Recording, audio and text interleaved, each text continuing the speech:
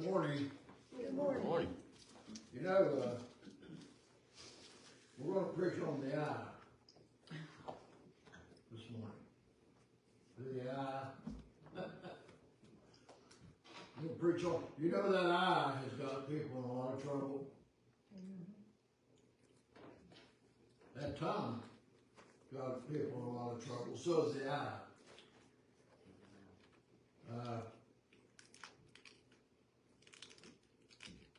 I was thinking of one here. Genesis chapter 3. It got Eve in trouble.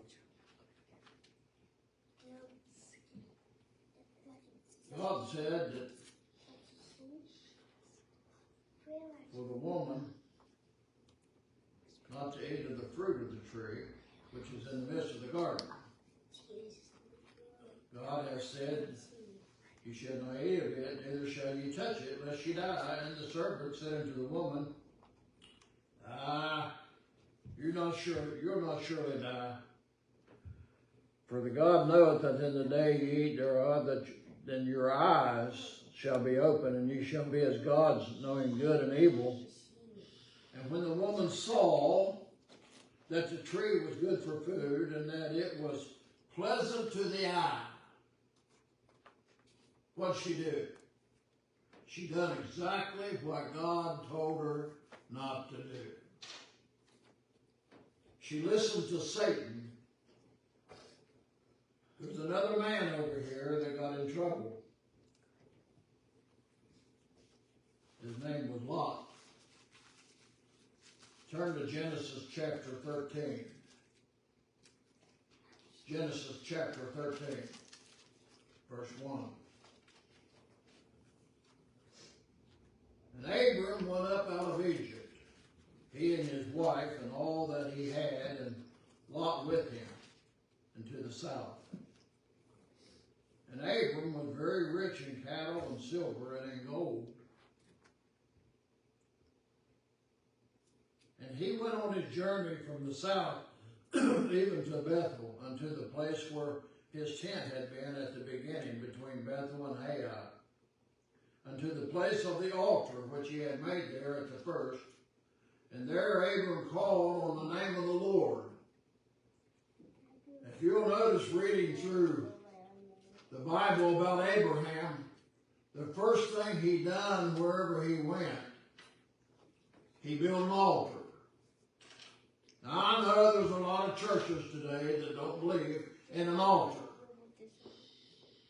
There's no virtue in this wood down here. But it's a good place to come and talk to the Lord. I still believe in altars.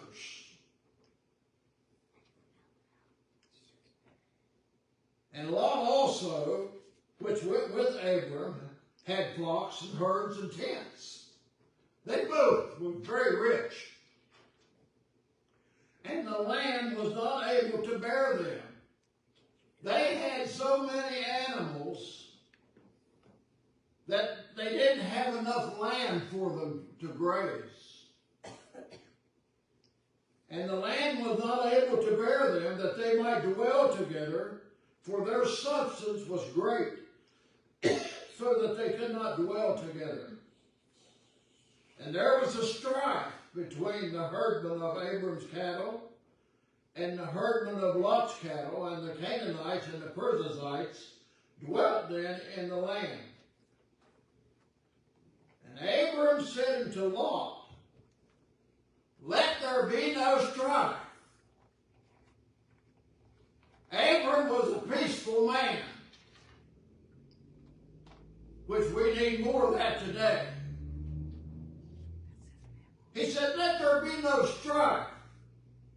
I pray thee between me and thee, and between my herdmen and thy herdmen, for we be brethren. Let's don't fight and quarrel among us. We're brethren. Is not the whole land before thee? Separate thyself, I pray thee, from me. Well, if thou wilt take the left go to the right. And if you go to the right, I'll go to the left. It don't matter to me. I just want peace. I don't want to fight because we're brethren. People kill you today over an acre of land. Just fight and fuss and quarrel. We need to be more like Abraham. And Lot goes to the wicked Sodom. And Lot lifted up his eyes and beheld all the plain of Jordan, and in it was well watered everywhere before the Lord destroyed Sodom and Gomorrah, even as the garden of the Lord, like the land of Egypt, as thou comest unto Zoar. Then Lot chose him all the plain of Jordan, and Lot journeyed east, and they separated themselves the one from the other. Abram dwelled in the land of Canaan, and Lot dwelled in the cities of the plain, and pitched his tent towards Sodom.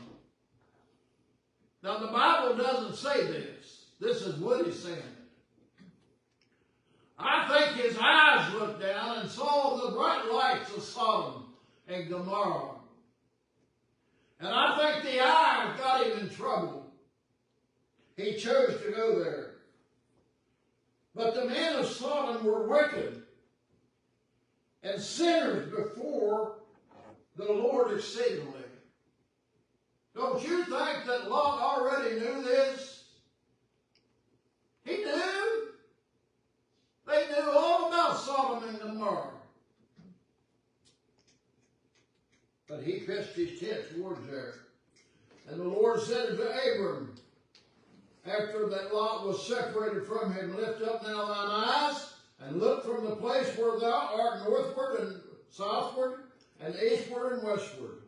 For all the land which thou seest, to thee will I give it, and to thy seed forever. And I will make thy seed as the dust of the earth, so that if a man can number the dust of the earth, then shall thy seed also be numbered. Arise, walk through the land in the length of it, and in the breadth of it, for I will give it unto thee. Then Abram removed his tent, and came and dwelt in the plain of Mamre, which is in the Hebron, and built there an altar unto the Lord. That's 2 altars he built.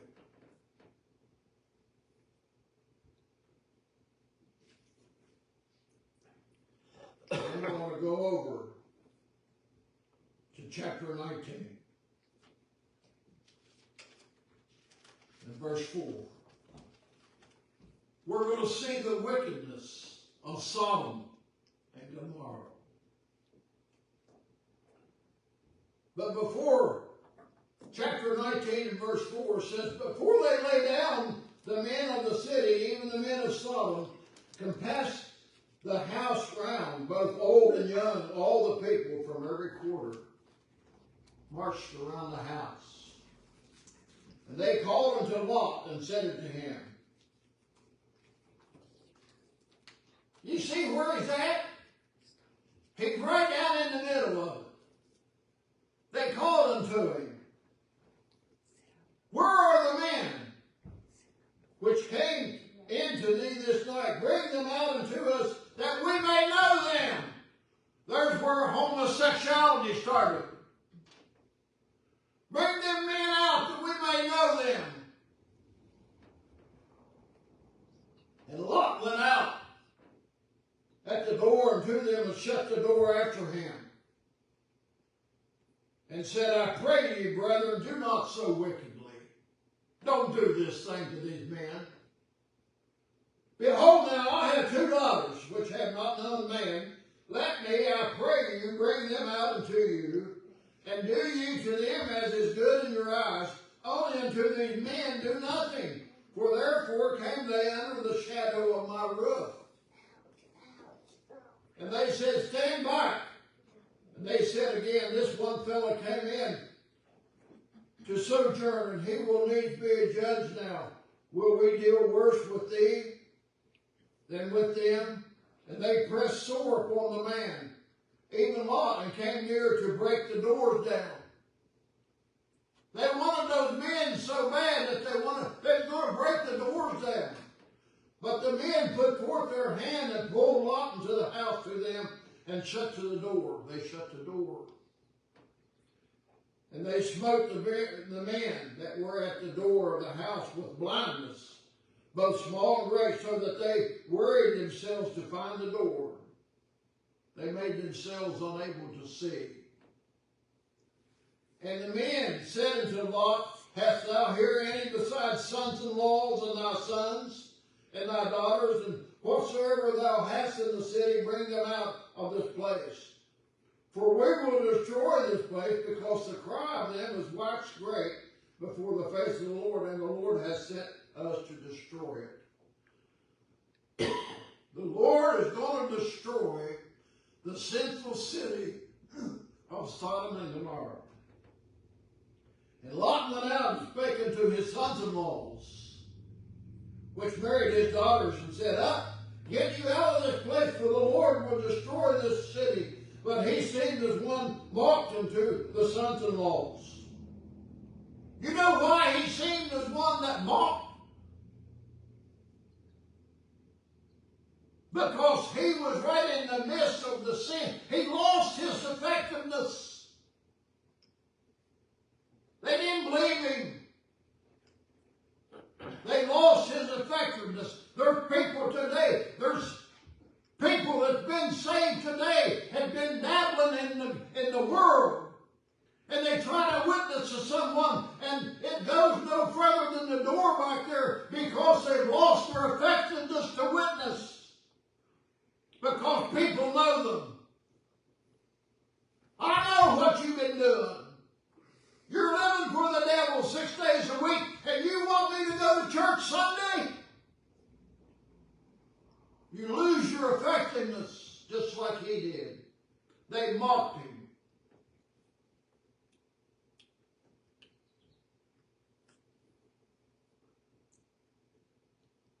He lost his effectiveness.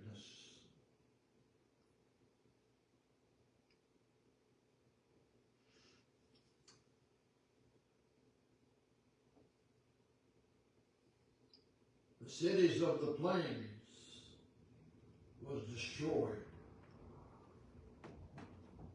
Then the Lord rained upon Sodom and Gomorrah brimstone and fire from the Lord out of heaven. He's going to destroy this city. He's going to destroy the city because of sin, homosexuality, and whatever else was going on. And he's going to do the same thing to this world one of these days.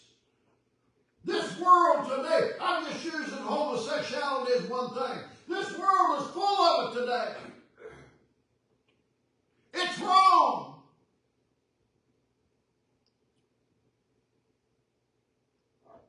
Did you see on the news the other day where this newsman was interviewing this priest woman? He said, what about Romans chapter 1? She skirted the issue.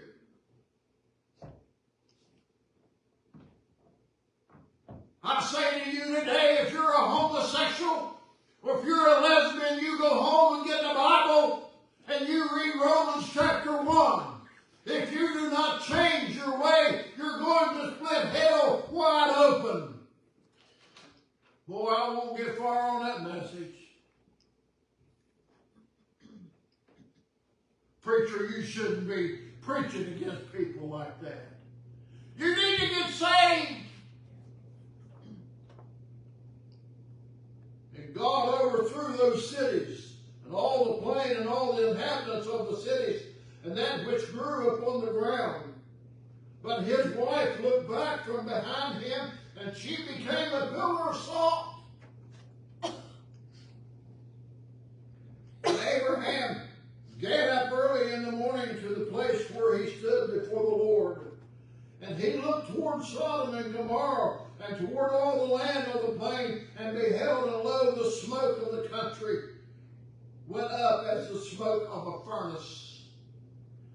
And it came to pass when God destroyed the cities of the plain, that God remembered Abraham and sent Lot out of the midst of the overthrow, when he overthrew the cities in which Lot dwelt.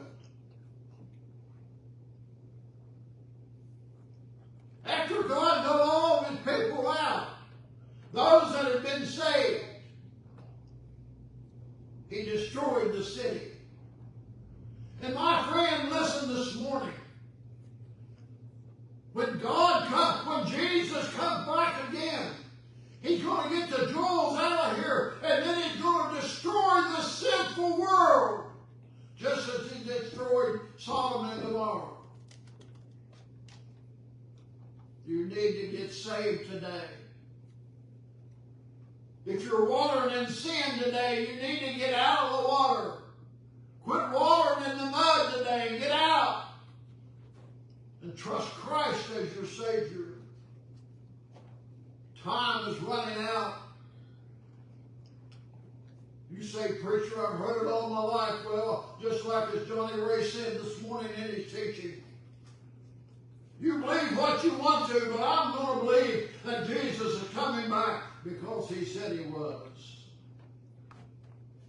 He said he was going to go and prepare a place for us. And he said when he prepares that place, it's waiting on us there. He's going to come after us. He said he would. And he's going to get us out of the midst of this filthy, filthy world. You know what the shame of it is? You look all over. God has made this land beautiful. I always said Grandview out through here is God's country. It's beautiful. Sin is destroying it. People are afraid to even go out of their houses at night.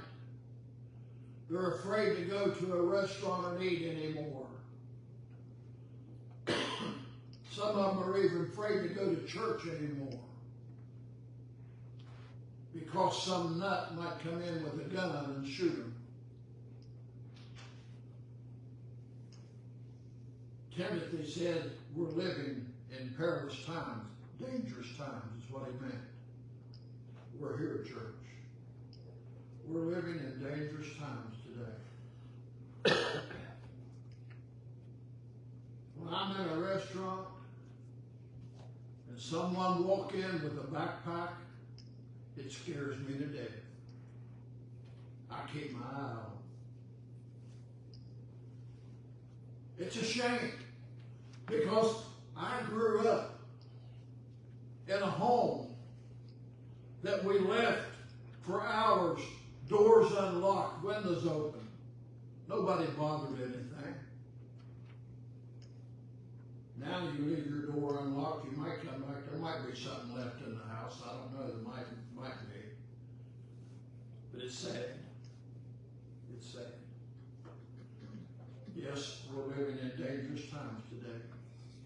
You need to get saved today before it's too late. Let's get a number of song. 191. Number 191. Let's all stand and sing real loud. If you have a need this morning, you bring it to the Lord.